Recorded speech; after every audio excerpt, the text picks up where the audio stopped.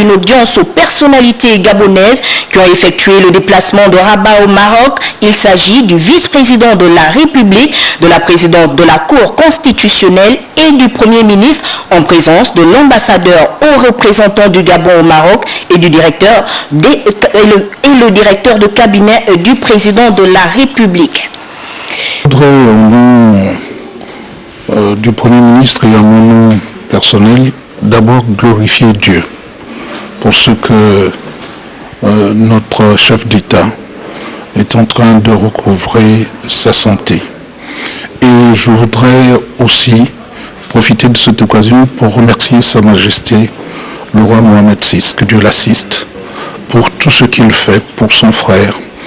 pour notre président, son Excellence Ali Bongo Ondimba. Nous pouvons dire que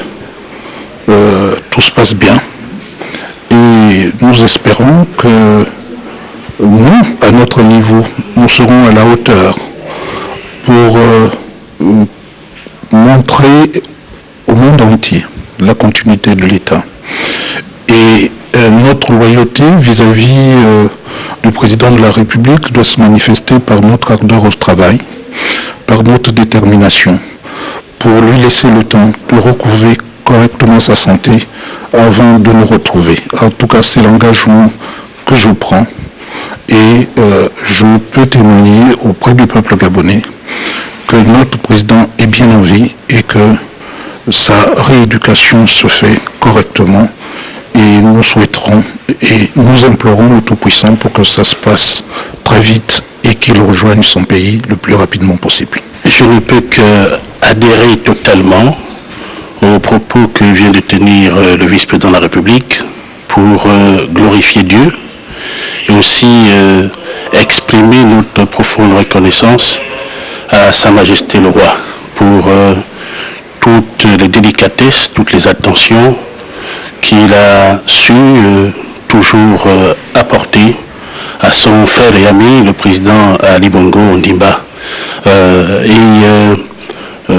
S'il y a deux mots pour résumer le sentiment qui m'habite aujourd'hui, l'exprimer au nom du gouvernement, c'est l'apaisement et le soulagement. Apaisement et soulagement, le sentiment partagé par l'ensemble du peuple gabonais. Et ce sont ces deux sentiments-là qui, comme l'a si bien dit le vice-président de la République, qui vont nous encourager à redoubler d'efforts pour accélérer la mission, maintenir l'État en fonctionnement et bien sûr toujours respecter les valeurs qui ont toujours gouverné la marche du peuple gabonais, les valeurs qui ont toujours animé le président de la République, chef de l'État, et ce n'est qu'ainsi, en réitérant notre loyauté, que nous pourrions être à la hauteur de ces attentes et de la confiance qu'il a bien su placer en nous.